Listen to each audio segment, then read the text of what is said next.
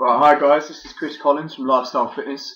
Today is going to be talking about wrist and forearm diagnosis tools and treatments for personal trainers to use with their clients. So Chris, you may take it away. Hi guys. Um, Basically, there's a few tools that you can use to diagnose injuries all over the body. One of the common places to do and the easiest to get over Skype would be the wrist or the forearm and the elbow as well. Um, you'll see a lot of people coming to you with wrist problems from either lifting weights, maybe they fell, loads of problems, even typing, repetitive strain injuries come about. And most of the time I go to the doctor and the doctor will give them painkillers, maybe do a few little tests, but nothing more than that. They'll say rest it. So as a PT, I think it's good to learn the anatomy of these places, as well as learning different diagnostic tools to help you get to grips with making the client feel at ease that you have good knowledge in the area and giving you extra clients by helping them rehabilitate their injuries. So the first place we'll start on is the wrist. The wrist is made up of many bones, 8 carpal bones, scaphoid, lunate, trapezial, pisiform, trapezium, trapezoid, capitate and hamate. These are just the carpal bones which are just found around there, that part of the wrist. Then you've got your metacarpals, your phalanges, which are just your fingers. You've got some important nerves running down your wrist and arm. You've got your radial nerve, which covers most of the back of your arm, back part of your thumb. The median nerve covers most of the palmar aspect, front part of the thumb, around the middle fingers. And you've got your ulnar nerve, which covers your little finger and half of the ring finger. The nerves are very important. Median nerve in particular for the carpal tunnel syndrome. It's the only nerve that passes through the carpal tunnel, which is just found in basically the middle of your wrist there, which you can just feel yourself. Plenty of muscles also found going across the wrist and the forearm itself. The main ones to be worrying about are the extensor carporadialis brevis and the flexor ulnaris, flexor carpal ulnaris. Basically, these are the two what cause golfer's elbow and tennis elbow, which you'll hear a lot of complaints about in the profession. And there's a couple more which have big names but aren't that important as long as you can diagnose what's wrong with the person. So let's go on to a few things that you can do to help your client and how to diagnose. So the first one we'll talk about is carpal tunnel syndrome. So if you have someone who comes to you and says that they might get numbness in their hands, tingling in their fingers, they might say after they've been typing, for example, they have numbness at tips of the finger, maybe like a shooting pain going up the fingers. So there's a few tests you can do. The first one is the Phalen's test. So the Phalen's test is basically you put the client in a praying position and lift their elbows up as far as they can go. Just so you see a little gap there. If they start getting pain or tingling straight up the fingers, you can positively say that this is a carpal tunnel syndrome problem. If that one's negative and there's nothing on that, you can try reverse Phalen's test, which is the same thing, but this time you just go like that. So the reverse of the Phalen's test, if they get pain running down or tingling numbness down the fingers, you can say that it's possible that they have carpal tunnel syndrome. Carpal tunnel syndrome is a difficult one to treat. It's because of the impingement of the median nerve, which runs down there, like we said before. The things you can do, a bit of traction is always good. So if you see your hand or just underneath your wrist, you've got your stylo processes. You've got your radial stylo process there and your ulnar stylo process there. The two little bones will stick out. If you just go slightly above that, there's like a little gap, you'll feel like a little soft gap. And all you have to do to the client is just pull the wrist slightly like that, and they should have relief there. If not, you can put it into slight flexion, put the fingers out, hold there, and just pull there. Pulling for about 5 seconds, 10 seconds. But do that about 3 times. They should get some relief from the pain that they have. And you can keep trying to do that to try and help heal, but the main things to do are non-steroidal anti-inflammatories and other rehab tools for that aren't that helpful due to it being a nerve rather than a muscle. You can also try, if you hold on to the thumb, you just want to hold it just under there. And again, traction again, just slightly pulling on the thumb, which will help relieve pain within the nerves running down there, especially if the nerve pain is going down the thumb, which could be the radial nerve, which is impinged in one of the carpal bones. So After you've done that, you can positively say that they have carpal tunnel. They can go to the doctor, but they probably will do the same things and probably come out with the same diagnosis and probably say, take painkillers, pain relief, not much more you can do. But mobilization, passive mobilization on your part as a PT could help relieve it. So again, the traction of the thumb, also flexion and extension movements. If it's painful, you just want to go to that end of that range of movement and you want to keep doing this until that pain starts to go away. So that's carpal tunnel syndrome. It's one of the most common ones I found at the list. Another small test you can do, especially if I have pain at the base of the thumb, so pain around this area here. And there's a couple things. The first one is a scaphoid fracture, which is unlikely, but it's possible that someone has. It's the most likely fracture you can have, but they'll probably realise that they had one from trauma, some sort of, they bashed it or something like that. So what you want to do is you want to get them to put their thumb into full extension like so, and you'll see a little snuff box in between in between the snuff box for people spit snuff in there and then sniff it up the nose. But at the base of there, you'll feel a little point. That's your scaphoid. So you put your hand into ulnar deviation like so, or the client's hand in ulnar deviation. Put your thumb on there and just press down. If there's quite a bit of pain in there, or they suddenly jolt out, there's a good chance to have a scaphoid fracture. If they do have a scaphoid fracture, the best option is to send them to hospital, to A&E, just because of the fact that they need it to be diagnosed with an X-ray. If it is diagnosed with an X-ray or not, sometimes X-rays take up to 14 days because it needs to be a healing process which takes place for the X-rays to notice that there's a scaphoid fracture. Scaphoid fractures can be quite nasty as they can erode the entire wrist if left untreated, and this will lead to permanent damage to the wrist joint, which obviously isn't the best, especially if you're doing exercise. So scaphoid fracture is a good one to diagnose if you're a PT, someone comes to you, got a test, it'll put faith in your client that you know what you're talking about, and you can either refer them on, or if there wasn't any pain there, you can say, okay, that's fine. The second one we will look at is basically called gamer's thumb, mommy's thumb. There's plenty of names for it. It's basically tendonitis of the fascia which surrounds the thumb over here. The way to do it is you're going to take the patient like that or the client like that, pop the thumb into the palm, close the palm over, and then you're just want to move it like so, and a little bit extra at the end, so past their normal active range of movement. If they're getting pain down this side, they're down the radial side of their arm, especially down the thumb itself, you can say that's a positive test for of the tendonitis around that area.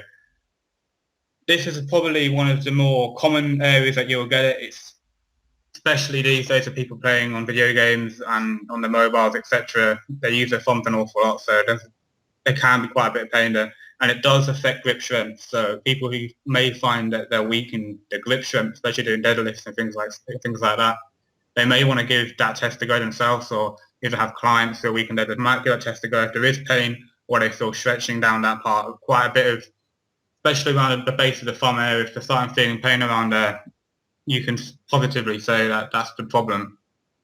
And there are rehab exercises that they can do for that. So strengthening of the forearm muscles is great, especially if you're doing resistance workouts. So you can get a dumbbell, for example. It's quite a light one, but you come up to an area if you're doing a bicep curl, straight bar bicep curl. As soon as you finish at the top of the rep or halfway down the rep, you can just spin it like so. And you just want to do that like 5 or 6 times in each rep, for example. And this will work the forearm muscles which are in the area around there, which will also strengthen those up, which might help get rid of the scar tissue what's already there, and help strengthen it for later exercises which will carry a heavier weight, for example, deadlift. Another thing you can do is traction of the nice and relaxed traction. It's going to pull on the thumb to stretch out that, and as you're stretching, you can also press down just on the base of the thumb there, and as I stretch, you press down there, and that should relieve some of the pain. If it is relieving the pain, you can do that just before working out. Compression, you can add a compression bandage around your wrist, and that will also help. You can do pinch strengthening. So if you get a small weight like that, you just want to pinch the top of the weight. You can get any plate size you want and pinch. You want to be holding it for about 10 seconds, 3 sets of that, about 2 minutes rest, 1 minute rest in between. And you just want to be pinching it and holding. No curling of the fingers, just pure pinch. That will strengthen up the thumb, and it will strengthen up all the smaller muscles that run through the wrist. in that area. So it's a great way of strengthening up the grip, and it will stop getting injuries and prevent injuries in the future. So we've talked about those two. We can now talk about tennis elbow and golfer's elbow.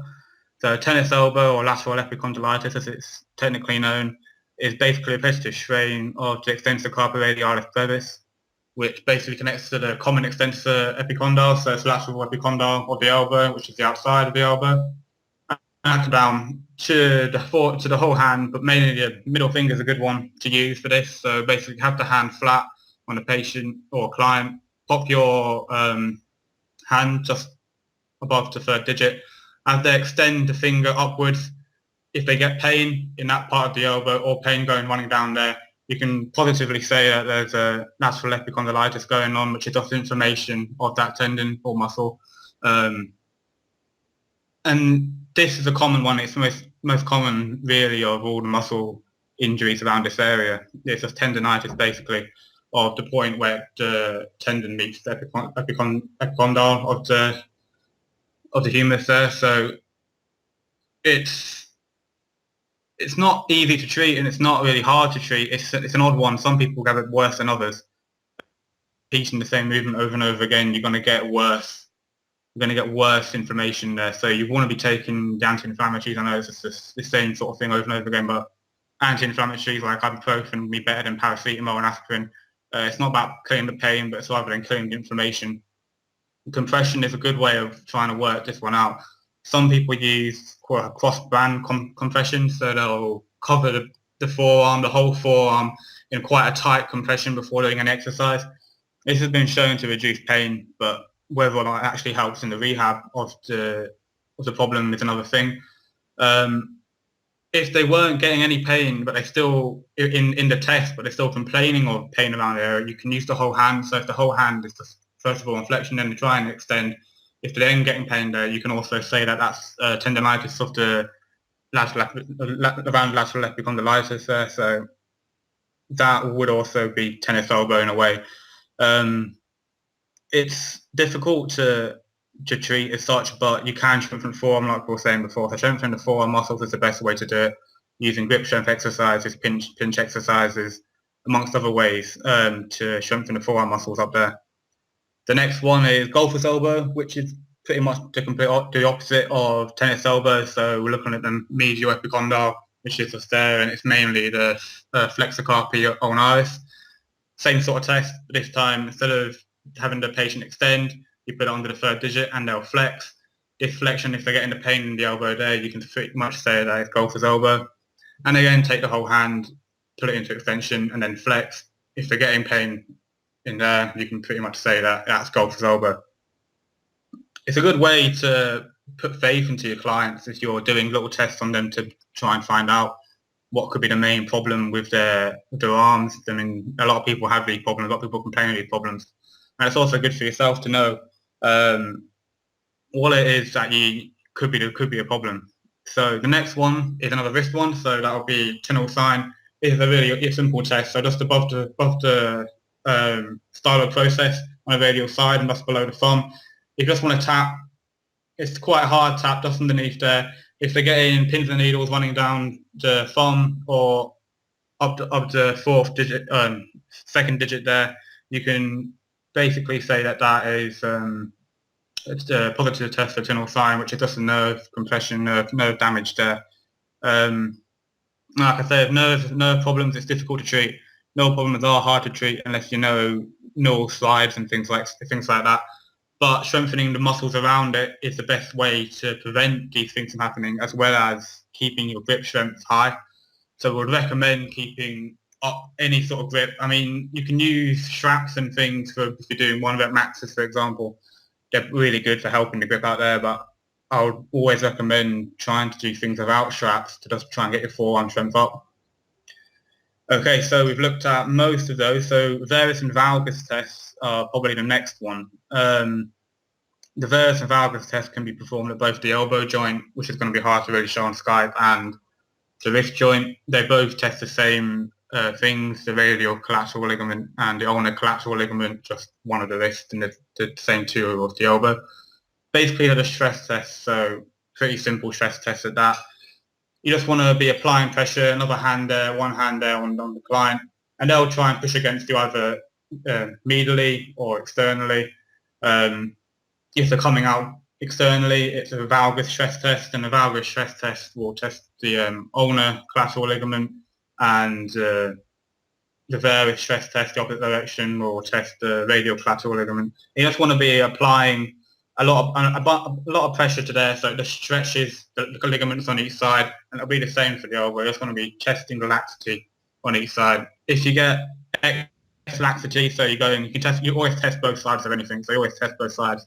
If one wrist has got this much range of movement and the next one suddenly goes like that, you can either say one's quite tight or you can say one's got excess laxity. There's probably a good chance if it comes to the wrist that it's not really tightness as such, but it's more laxity of a ligament, and ligamentous damage, depending how bad it is, it's obviously going to affect the grip strength as well. So you want to be looking out for that on clients. So you can test that on clients just to see if they have laxity in either of the ligaments. So you've looked at all those, and now you can really understand there's quite a few things that are going on there, and I'd really recommend PTs learn, especially if they want to be getting into rehab and exercise. They learn how, especially anatomy and how that works. Just knowing where the scaphoid is can really help with the scaphoid testing. So the scaphoid is just located there, so you can do your scaphoid fracture things. You can do your scaphoid fracture test there. And really, I mean, the main things to do is, for treatment-wise, if a client is complaining, is compression. Traction is the best one. From what I always find is just traction there, traction of the thumb. If you want to get more advanced, if you traction the thumb out, you'll feel it move out of basically the joint capsule itself slightly, and you can move in and out like an AP or PA. So you just want to move it in and out. You'll hear it crackle, maybe a bit of crepitus will go in there. There's a lot of nitrogen gas sort of surrounds these joints just because of the way the wrist is made up. There's a lot of air what gets caught in there, and that will release that. So it can release some pressure. It normally helps the patient or the client feel better. It normally helps pain. And it's something they won't get at the doctors unless they go see a physio or sport therapist after. So if a PT is learning about this, it's the best thing I can think of. And in general cases, it's normally muscle related. Just simple massage can really help. I know a lot of you aren't technically trained in massage, but anyone can do the simple stroke, especially for the forearm. The most important thing when doing any sort of massage for the forearm is to make sure that you're going either in one direction or across. So if they're getting pains in the forearm, especially if they're doing things like straight bar, bicep curl, where there's a lot of pressure going through the wrist as well as the muscles of the forearm, a good way is to put basically your thumb, hand underneath, thumb on the top of the forearm, and you want to massage upwards. Make sure you have some oil to stop the friction, and you have to do that for five minutes on each side, 5 minutes on each arm, and that will really release a lot of tension and a lot of any sort of scar tissue what's relayed in the forearm there, and that can help with the strength, the grip strength, and help with any pain what they might be feeling. And just massaging the top part of the forearm helps the wrist dramatically. It's unbelievable how many people complain of wrist pain when as soon as you start treating the muscles of the forearm, their wrist pain goes away. So that's the best way to start treating that. It's a quick bit of massage. Another way, it's sort of like a Chinese burn, if you like, but you don't actually want to be burning anyone. If literally you get some oil, if you like, and you just want to go round and then around and then around, so the client can move the hand at the same time, and you want to be just grabbing the skin and moving it like so.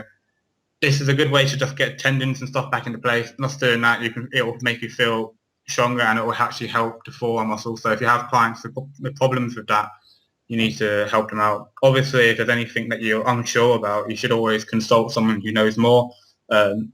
Sending them to a GP, they may refer them on to a physiotherapist, but most of the time it's rest, ice, compression, anti-inflammatories, which they prescribe. It's very important to know that PTs can provide care outside of just weight loss or hypertrophy type stuff, and fitness type stuff. They can really start helping people with rehab. There's a lot of people out there these days, especially the elderly, who suffer from many ailments to do with all joints in the body, especially the hips and knees. And I think it's important that PTs start to learn, if they want to open up their client base, that they start teaching rehab classes or things like this, they can really start helping the outside world. In physio departments, they do classes, but they're normally packed out, and it's very difficult for people to get in. So people are out there looking, and these are all potential clients who could be helping you make money, and you can be helping them recover faster from their ailments. So remember that. I'll next time maybe try and do something with somebody else, with maybe a camera which isn't over Skype, so it's not so hard for people to see what I'm actually doing.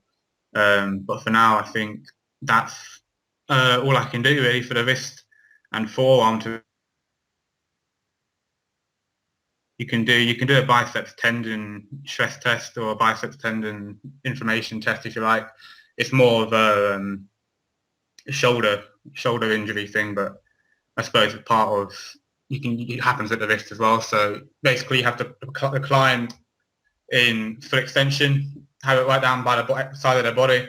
As they come up in flexion, you want to be applying pressure all the way through this movement. When they get to about 90 degrees, then they flex the elbow like so. But you want to be applying pressure all the way through this movement. If they're getting pain in the shoulder area, it's a long header biceps tendonitis. Just a quick one, it's called the Speeds test, I think. And the Speeds test is just great for long headed biceps. So you can do that one as well. And that's all shoulder stuff, which I can get into another time. But for now, the wrist, know your carpal bones, know some of the muscles, know the nerves, and it's all good from there.